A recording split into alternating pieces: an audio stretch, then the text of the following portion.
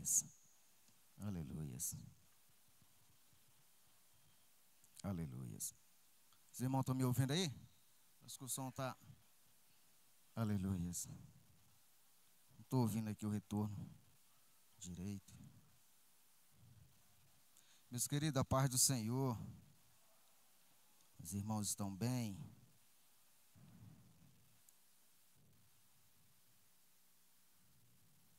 Amém?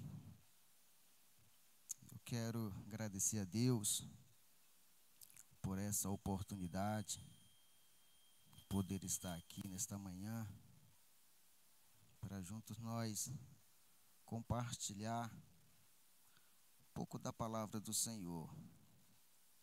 Um privilégio poder estar aqui, juntamente com os irmãos, adorando, cultuando o nome do Senhor. Amém? Eu quero que os irmãos abram a Bíblia. O texto já foi lido, mas eu quero ler de novo. Romanos capítulo 12, versículo 2. E eu vou ler na minha versão. Esse texto vai ser a base de toda a nossa lição. Que diz assim, o comentarista até colocou aqui na revista, mas eu quero ler aqui na Bíblia, na minha versão. E diz assim: e não vos conformei com este século, mas transformai-vos pela renovação da vossa mente, para que experimentei qual seja a boa, agradável e perfeita vontade de Deus. A lição de hoje, deixa o título para mim aí, meu filho, coloca aí. Não estou conseguindo ouvir direito aqui o retorno.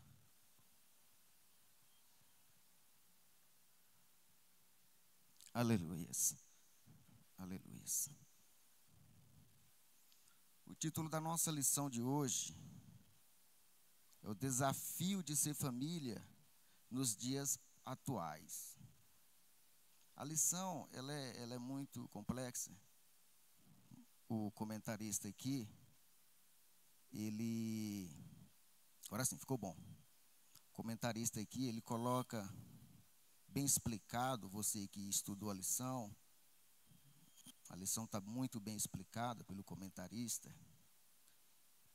E até por estar muito explicado, eu não vou poder explicar tudo, porque são tópicos dentro de tópicos, né? Então não tem como a gente falar o significado de cada tópico que o comentarista apresentou aqui.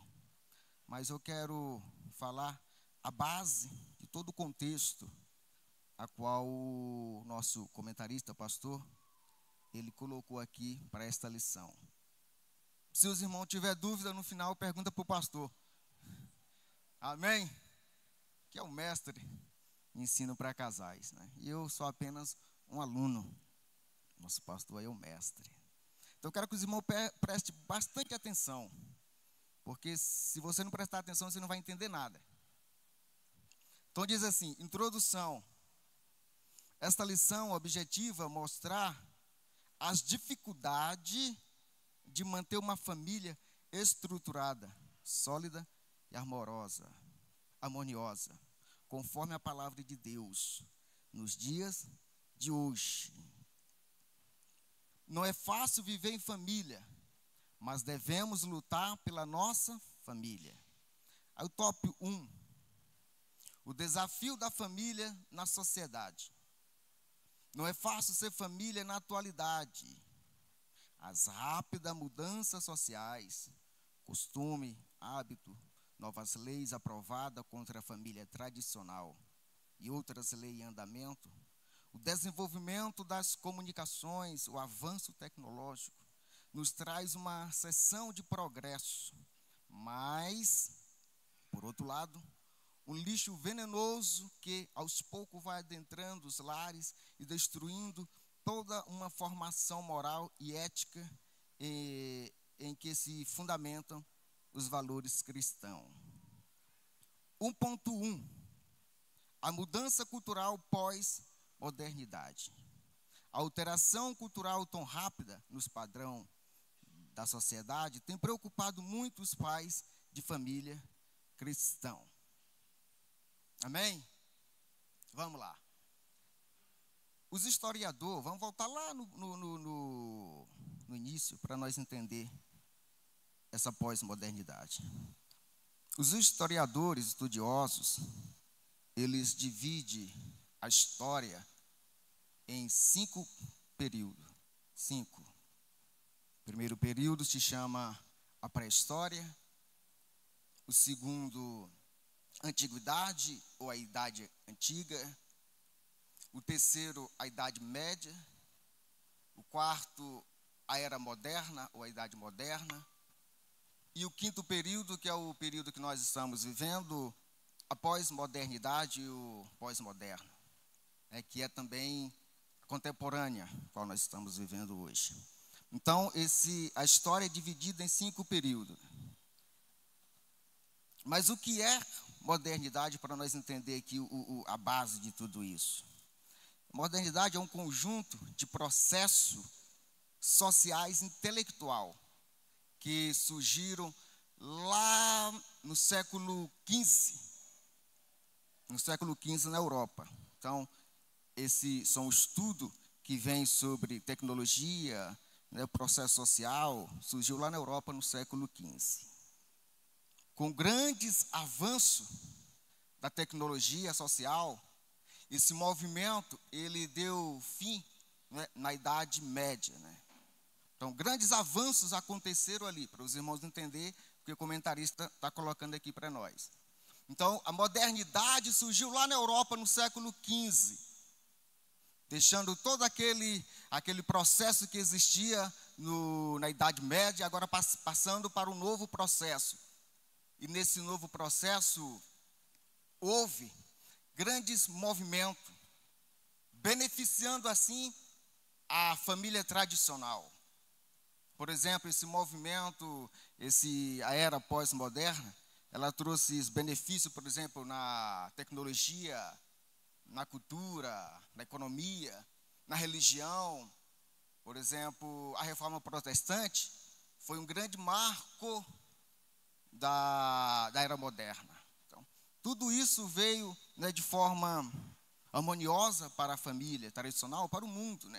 Grandes coisas surgiram ali e assim beneficiou também a família. Valores, princípios, tudo isso existia na era moderna. Modernidade, por outro lado, nós podemos entender que a modernidade é deixar o antigo pelo novo. Amém? Podemos definir também deixar o antigo pelo novo. Deixar as coisas antigas pela nova. Por exemplo, a pessoa compra um celular novo. O que a pessoa fala? Está moderno. É ou não é? Comprou um celular novo, está moderno. Cortou o cabelo diferente. O cara está moderno. Vestiu uma roupa diferente. Está moderno. Nós chamamos de moderno. E deixou o antigo pelo novo. Deixou o velho processo pelo novo processo. Só que isso é magnífico, porque o crente também é moderno. Sim ou não? Sim. Porque o crente deixou a velha vida para viver uma nova vida com Cristo. O crente também é moderno, Mas a era moderna, ela também teve um fim. Apesar de toda aquela estrutura, processo político, econômico, tecnologia avançada, mas ela teve um fim. E aí entra a pós-modernidade. Que a pós-modernidade é o conceito que representa toda a estrutura socioeconômica, sociocultural. Sócio vem de sociologia, que estuda a sociedade, ou o comportamento da sociedade. Sociologia estuda o comportamento da sociedade.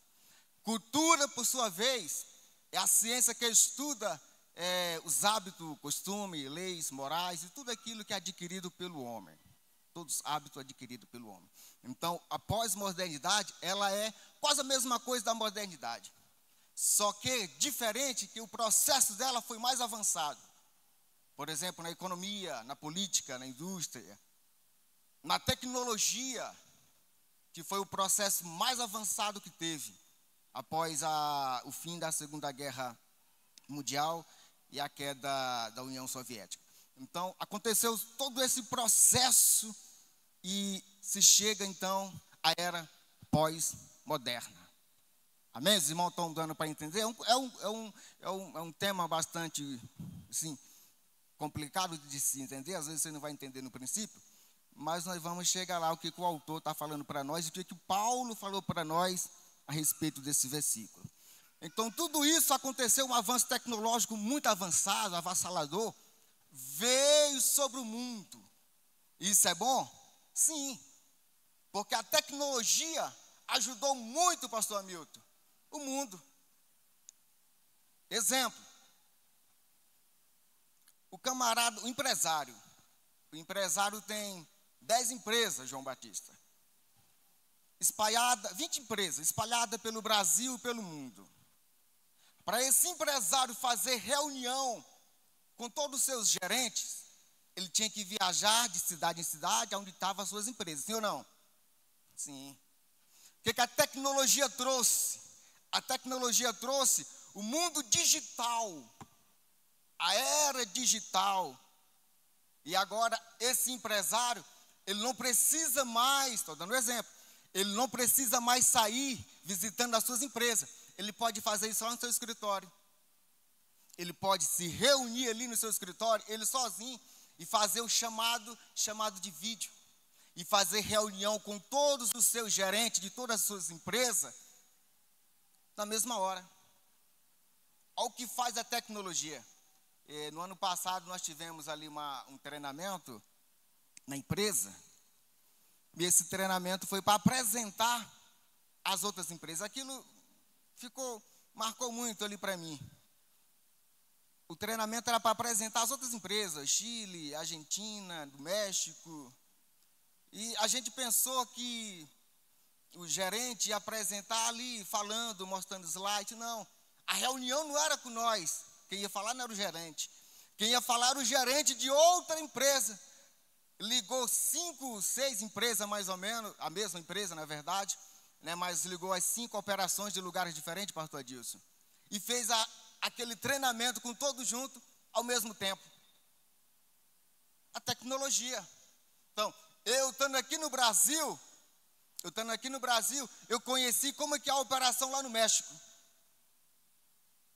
Eu estando aqui no Brasil, estou dando um exemplo, conheci como que é a operação lá na Argentina, sem poder ir lá, sem ir lá.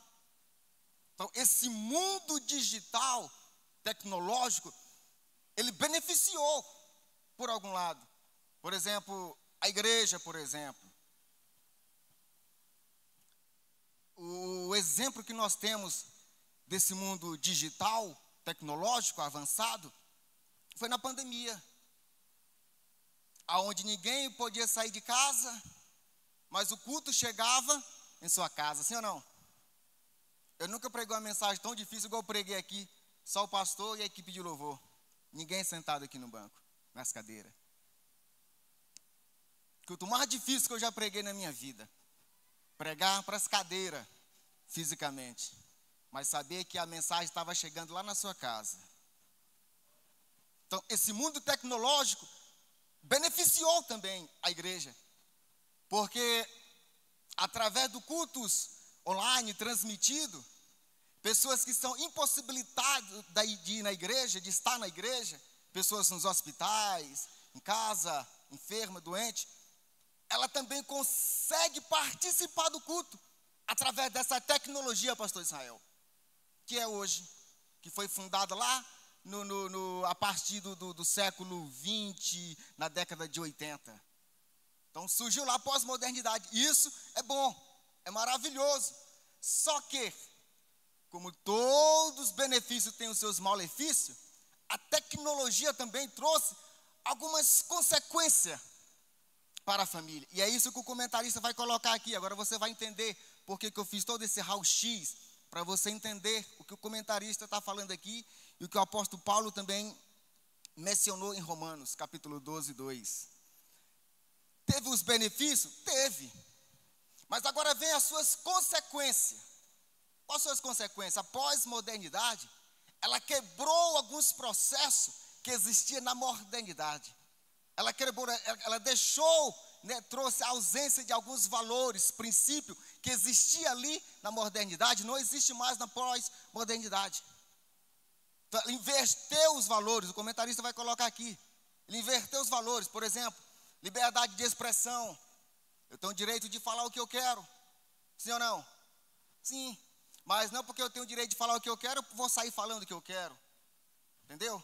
Então, ela quebrou os princípios, né, todos ali os valores, inverteu os valores, o que é certo agora não é mais certo, é errado, e o povo virou uma confusão na mente da pessoa, do ser humano, que se não tomar cuidado se perde. Por outro lado, a tecnologia também trouxe suas consequências. Porque antes, presta atenção, para você entender. Antes o jovem, vou falar o jovem, adolescente, para ele se perder eu falo sair de casa, ele tinha que sair de casa. Hoje o adolescente, ele não se perde para sair de casa, ele não se perde. Ele se perde dentro do seu quarto. Vou explicar de novo. O adolescente se perder no mundo, ele tinha que sair de casa. Hoje ele se perde dentro do seu quarto trancado. Através de quê? Da tecnologia. Porque antigamente era assim. O pai que tinha condição, quando o filho completava ano, o pai que tinha condição, vou falar do homem, dava uma bola. Aquele que tinha mais condição, dava uma bicicleta. E assim por diante. Aquele que não tinha condição ganhava uma enxada para capinar. Os irmãos mais antigos aí sabem, né, pastor Zenildo? Pastor Anatolis, né? Aquele que não tinha condição dava uma enxada, um facão, vai capinar. Mas os que tinham condição, eu olhava muito os meus colegas andando de bicicleta, eu só com vontade. Enquanto eu não trabalhei para comprar, não ganhei uma. Mas vamos lá. Hoje, o filho completa ano e o pai dá um celular. Está vendo como já mudou? Já mudou.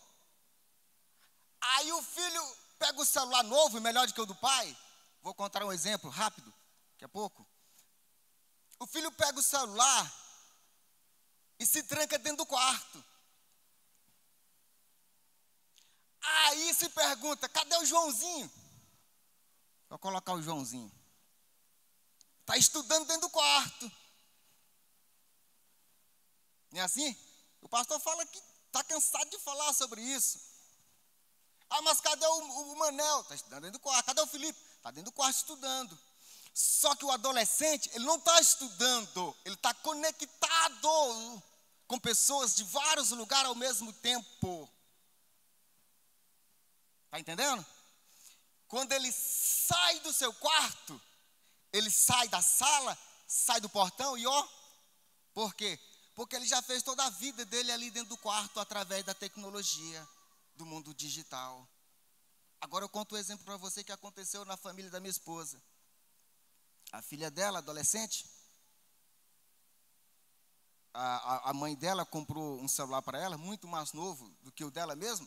É engraçado, né, que o pai faz de tudo pelo filho. O pastor fala isso direto aqui, aprende a dizer não, a pessoa não aprende. Depois quebra a cabeça, chora.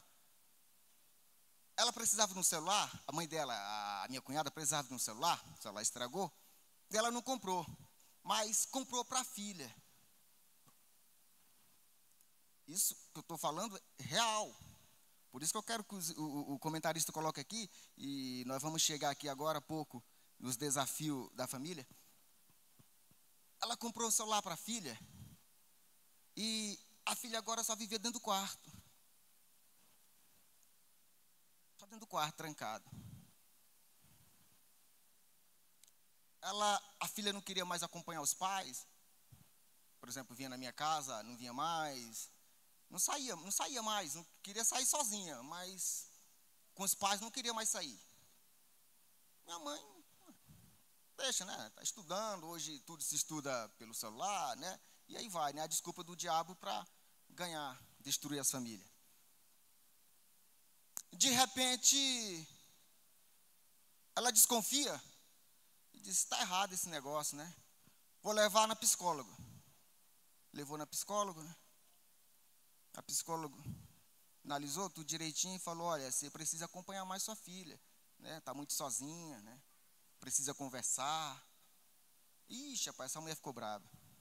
Está chamando minha filha de doida? Ela falou: depois vai ter as consequências, se você não fizer isso, vai ter as consequências.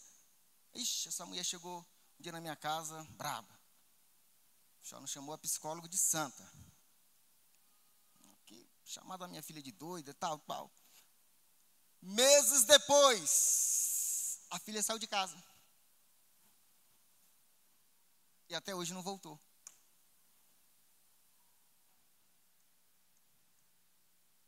Aí o comentarista, aí nós chega aqui, que o comentarista coloca aqui: desafio de ser família nos dias atuais. Desafio de ser família nos dias atuais. Aí Paulo, porque o comentarista coloca isso, é interessante que ele coloca isso porque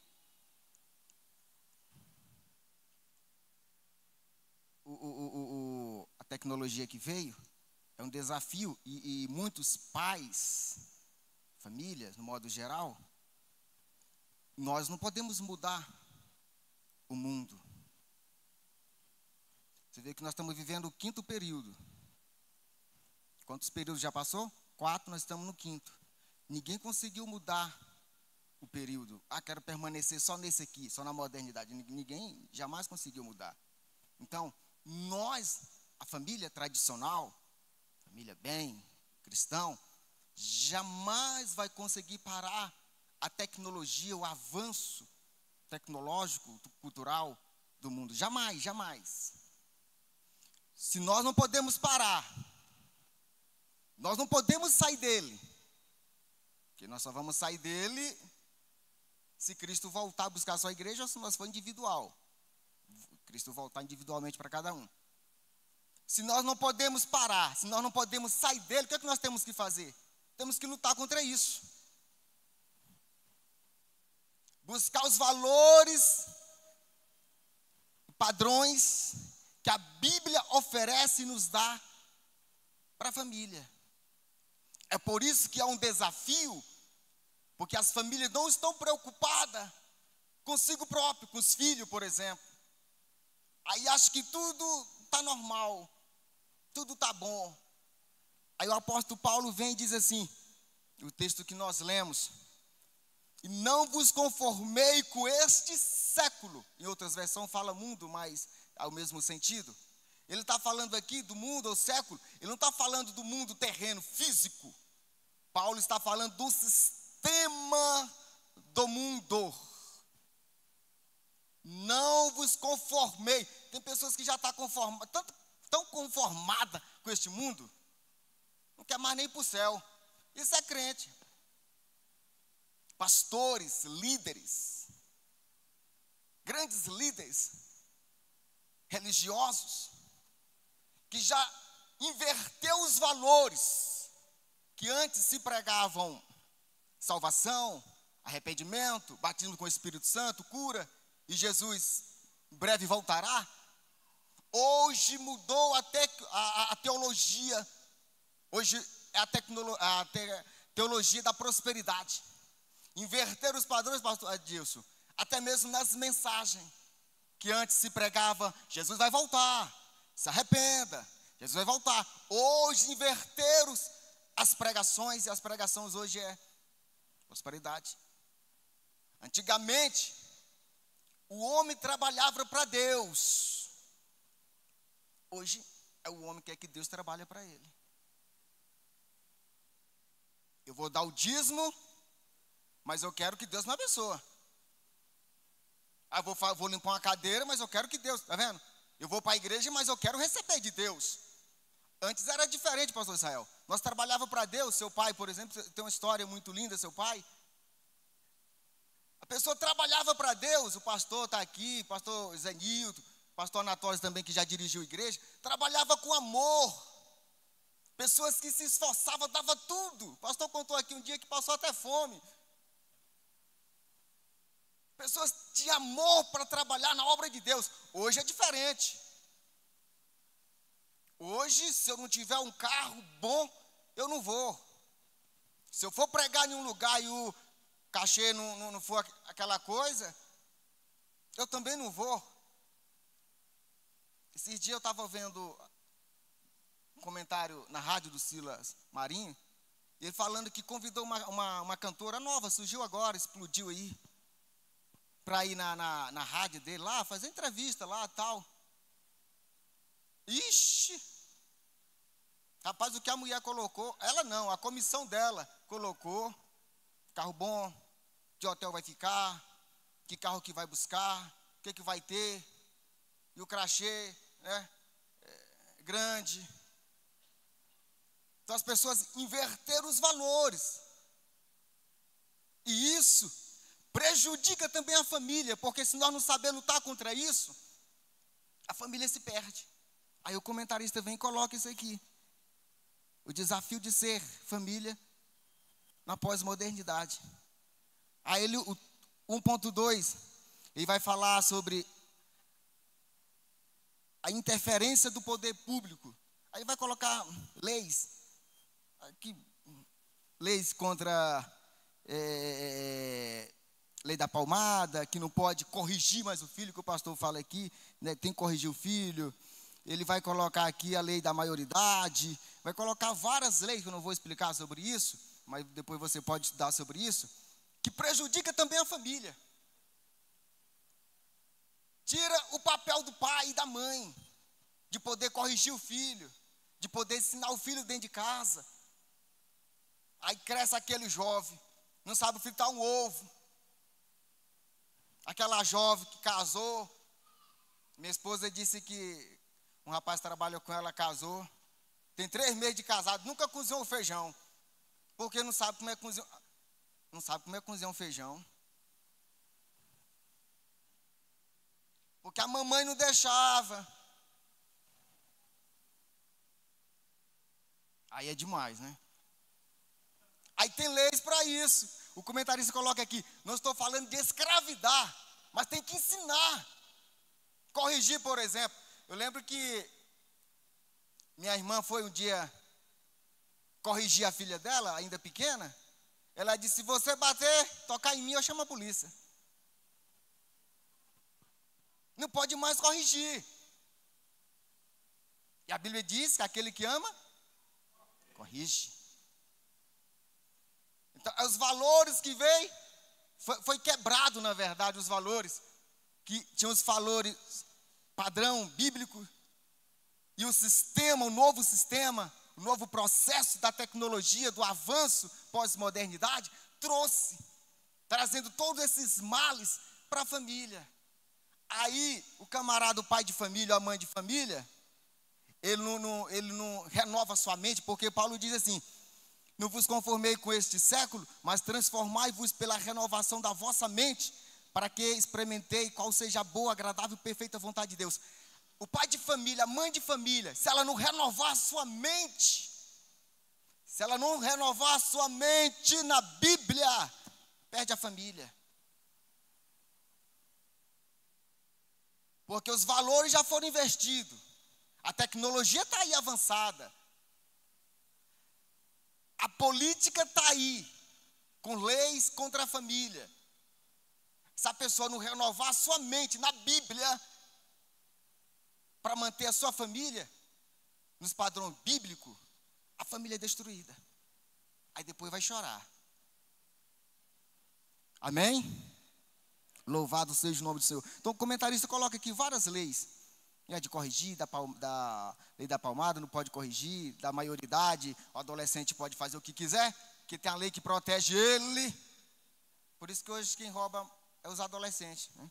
A maioria, muitos, porque a lei protege, né? Então não vou falar sobre isso, isso é assunto para ela, não está nem aí, né?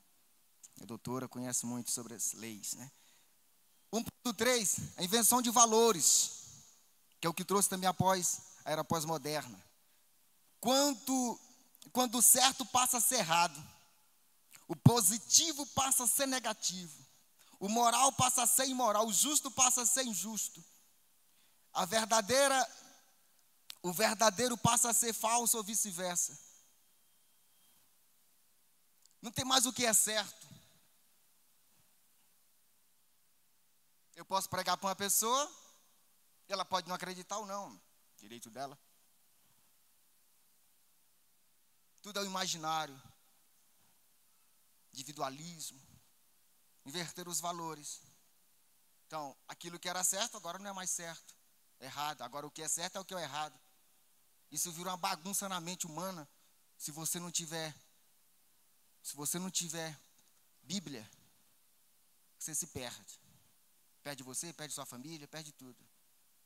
Porque você não sabe mais o que você está vivendo. Você não sabe mais se está falando a verdade ou se está falando errado. Liberdade de expressão, tudo isso traz consequência para a família. Amém? Louvado seja o nome do Senhor. Já vou caminhar para o fim. Ponto 2, os problemas que surgem dentro do lar. O individualismo, casais andando só separado, casado querendo viver vida de solteiro. Ixi, isso é o que mais tem. Tem ou não tem? Pessoa vem para a igreja, o homem chega, uma hora depois a mulher chega. Ou vice-versa, a mulher chega e meia hora depois o homem chega. Vai embora do mesmo jeito. Para sentar, um senta aqui, outro senta lá. Você não sabe se está casado ou se não está. Está vendo o que essa pós-modernidade traz? Você não sabe, o comentarista coloca que é um desafio. E realmente é um desafio. Porque nós estamos vivendo os padrões do mundo. E nós não podemos ver o padrão do mundo. Por mais que o mundo está aí avançando com as suas tecnologias, quebra de valores, princípio, mas nós temos que permanecer do mesmo jeito. É por isso que Paulo diz para nós renovar nossa mente, porque se nós não renovar nossa mente, como que nós vamos lidar com tudo isso? Se nós não tiver uma mente transformada, como que nós vamos lidar com tudo isso? Como que nós vamos ter a sabedoria de ter estratégia para estudar como fazer para minha família permanecer nos padrão tradicional, nos caminhos de Deus? Camarada é casado, mas vive a vida de solteiro. Vai para onde quer e vice-versa. Fala o homem, mas a mulher também. Aí o comentarista até coloca aqui. Dorme em quarto separado. Vem para a igreja, fica separado um do outro. A dormir junto com os cachorros, né? Que é o ditado, né? Então tudo isso, consequência do mundo da era pós-moderna. E muitos cristãos têm se deixado levar com isso. 2.1, a falta de disciplina familiar. Que o comentarista vai colocar sobre o pai e filho. O pastor falou aqui semana passada sobre isso. O pai é pai. Antes de ser amigo é pai. Pai. A pessoa confunde. E leva só para a amizade. Não sabe dizer o não. Não quer mais corrigir. Aí quando o filho cresce, né, o pastor costuma dizer, quando o pescoço engrossa, né, pastor? Aí não tem mais jeito. Então, o pai leva o filho como amigo. É amigo? É amigo. Deus também é nosso amigo. Mas quando precisa corrigir, ele corrige. Amém? Corrigiu assim os grandes homens que foram levantados por ele mesmo. Quando precisou corrigir, ele corrigiu. Corrigiu Abraão, corrigiu Davi, corrigiu Moisés, corrigiu. Era amigo, meu amigo Abraão, o homem segundo o coração de Deus, Davi, mas Deus corrigiu. Era pai, amigo, mas corrigiu. Então o pai tem que tomar bastante cuidado com isso. Antes de ser amigo, é pai. Amém? 2.2, o choque de geração entre pais e filhos. Uma geração tem que entender e respeitar outra geração. Isso aqui é interessante, porque muitas vezes o pai quer que o filho vive aquilo que ele viveu lá atrás. Exemplo simples. Pai é obreiro. Lá 50 anos atrás, o terno era diferente. A gravata era diferente. A gravata colocava no peito, tomava todo. Os irmãos aí que usavam gravata, eu tinha uma raiva de usar gravata, porque eu não achava a gravata que dava para mim. Eu já sou pequeno. Minha gravatona daquela tampava eu. Não tinha como, né? E eu só usava gravata quando eu ia pregar. O povo já sabia quando eu ia pregar. Eu chegava de gravata, o raio hoje vai pregar. Mas é porque eu não gostava, não era porque eu não gostava de gravata, porque a gravata tampava eu. Aí eu não gostava disso. Aí o pai quer que o filho vive aquilo que ele viveu lá atrás, do mesmo jeito. A roupa que ele vestiu lá atrás. E hoje não, hoje o adolescente, o jovem quer vestir um terno padrão, moderno, né? Gravatinha estreitinha, né? Ainda coloca um negocinho aqui, não sei o que é aquilo, se é um lenço, não sei o que é aquilo, para combinar com a gravata. Todo mundo moderno, né? E o pai quer que o filho veste do jeito que ele vestia. Não vai ter como, o filho não vai aceitar isso. O que não pode ser quebrado é as leis, os princípios morais, os costumes, os padrões. Isso não pode ser quebrado. Isso o pai tem que ser rígido no que a Bíblia diz. Mas quando se fala do vestir, outras coisas que dá para corrigir, que faz a diferença entre uma geração e outra geração, o pai tem que entender que o filho está no mundo moderno, pós-moderno. Então é diferente. Um dia que o jovem vai para o encontro de jovem, com aquela gravatona. É por isso que chama o pai de quadrado, o comentarista coloca aqui, né? Então tem que saber. Não, a geração passou, igual o hino, por exemplo. Tanto hino bonito que tem, que marcaram até hoje, quando os irmãos cantam aqui, hinos que tocam, não tocaram, mas tocam a alma, o espírito, né? Só que não dá para viver mais com os mesmos hinos. De vez em quando tem que colocar aqui, né? É bom, maravilhoso. Mas não dá para viver mais só com aquele lá. Esse dia eu estava falando para minha esposa, meu vizinho evangélico, não sei de qual denominação ele é, e de vez em quando ele faz o culto lá na casa dele. Rapaz, os hinos que canta lá, não estou falando, os hinos são maravilhosos. Mas eu lembro quando eu me converti. Lá quando eu me converti, é interessante que cantava um e o outro, seguindo o mesmo ritmo. Hoje já mudou.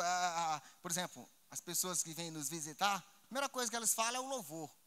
Nosso louvor graças a Deus, nós temos uma banda abençoada por Deus. A primeira coisa que as pessoas falam é o louvor. Nossa, o louvor lá, ó, é 10. Porque não tem como viver naquele tempo antigo. Não tem como. Não dá para viver, né? Temos que renovar nossa mente. E renovar, Paulo fala nesse sentido, de estratégia, né? 2.3, a má gestão financeira na família. Ixi, isso aqui é uma briga dentro de casa. Nunca se deve gastar mais do que se ganha. Nunca deve gastar mais do que se ganha. Mulher faz um cartão, pastor Israel, vai lá, pensa que o cartão, vai comprar no cartão e não vai pagar. Hã? Isso, os homens também. Espere.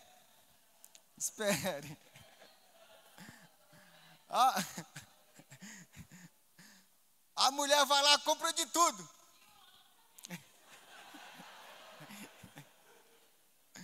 Compra de tudo. No final do mês ainda passa para o homem pagar. E isso acontece com os homens também. Acontece com os homens. O camarada sai fazendo dívida aí, que aí depois, quando recebe o salário, ainda quer que a mulher pague as contas. É vice-versa, né? É dos dois lados. A minha esposa um dia falou assim, ela que mexe esse negócio de Pix, né? Parece que eu ainda estou lá não estou na modernidade, na pós-modernidade, né? Ainda estou no mundo moderno. Então, o negócio de Pix você tem? Não, é minha esposa. Eu já passo para ela, às vezes eu estou lá, a irmã falou, às vezes eu estou no lugar lá e, quanto que, não, você não tem um Pix? Não, não tenho não, é um dinheiro. Não, mas eu só não tenho trocado. Para aí.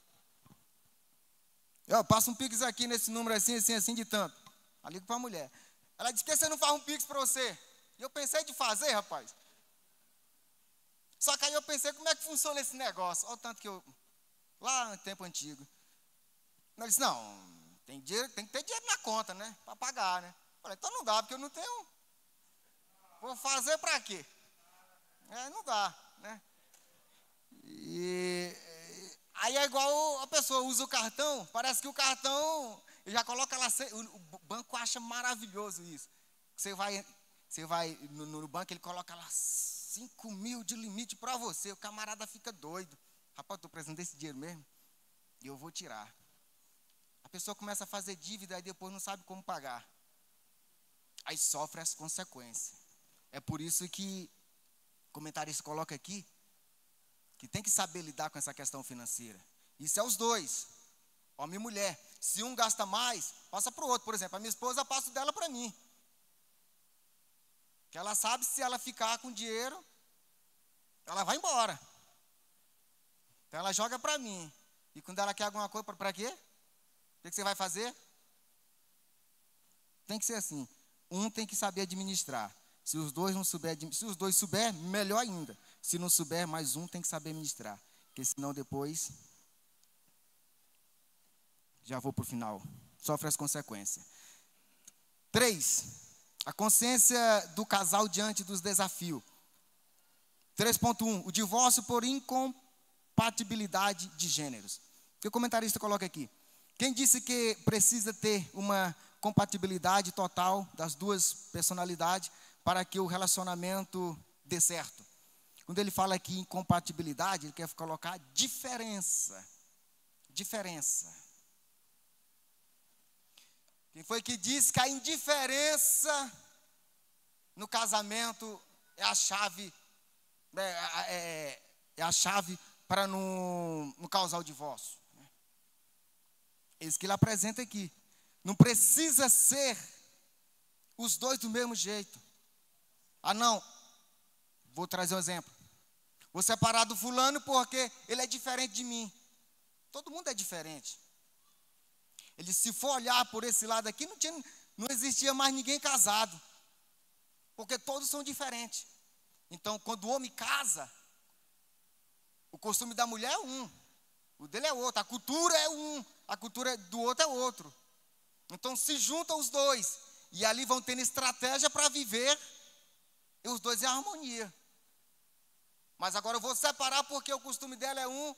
Eu gosto do frango assado, ela gosta da costela assada. Eu gosto de frango, ela gosta de carne. Eu gosto de sair, ela não gosta de sair, ou vice-versa. E se for olhar por esse lado, não fica ninguém casado, porque todo mundo são diferentes. Amém? Então, o divórcio por incompatibilidade de gêneros não existe, não é padrão bíblico. Você separou porque o fulano gosta de uma coisa, você gosta de outro, não é padrão bíblico. Amém? 3.2, já para me encerrar. O ataque que vem de todos os lados para desconstruir os valores cristãos. Devemos vigiar e orar, porque os ataques são frequentes. 3.3, meios para contornar os problemas conjugais. Precisamos pensar para falar e agir. O que ele diz aqui no 3.2? Devemos vigiar. Vigiar. Porque os ataques estão aí de todos os lados, política, todos os lados estão aí para destruir a família. Então, se o cristão não vigiar, a família é destruída. Segundo, temos que pensar antes de falar. Isso para o casal. Pensar. Às vezes a pessoa está... Pode vir, pastor, meu pastor. A pessoa está chateada, aí fala uma palavra lá que depois machuca, e aí para resolver é difícil. Então é melhor pensar antes de falar. Que Deus abençoe em nome de Jesus. Obrigado, meu pastor. Amém, irmão? Amém? Aí, praticamente, a revista se resume em 3 coisas básicas. A primeira, educação da família. Isso gira em torno de exemplo, né? Se você não tem exemplo, tem como educar a família, então você tem que saber educar. Educação familiar é uma questão séria. Se você não sabe lidar com os problemas da família, você não tem como educá-los. Então, educação. Aí a educação gira em torno de todos os ângulos. Quem tem filho que estuda nessa escolinha aqui, irmão? Seu filho está participando do carnaval lá?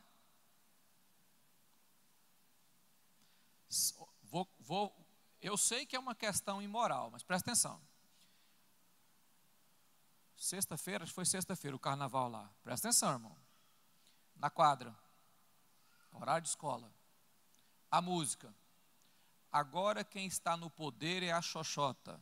Vamos pressioná-la. Pressiona, pressiona, pressiona. Essa era a música lá. Para as crianças. Então, se seu filho estuda lá, você já sabe o que ele estava cantando, né? Tem pai de família que não observa essas coisas, né? Quando fala assim, é tal coisa na escola, aí eu vou para a escola.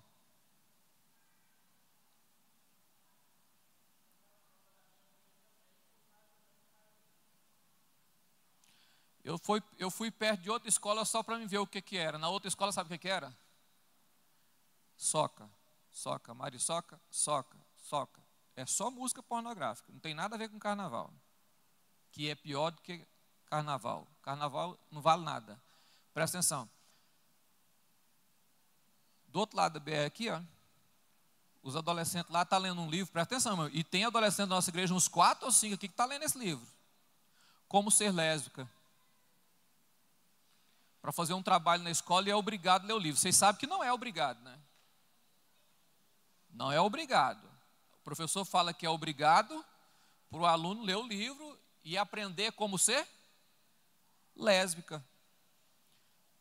De uma criança que queria ser lésbica, que não deu certo, que mais que arrumou com outra, que não sei o quê, que o pai aceitou, que o outro pai não aceitou. Ensinando lesbianismo.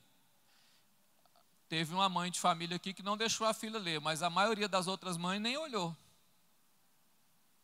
É isso que a revista está dizendo. Aprende a educar o seu filho. Educação. A segunda questão é a convivência.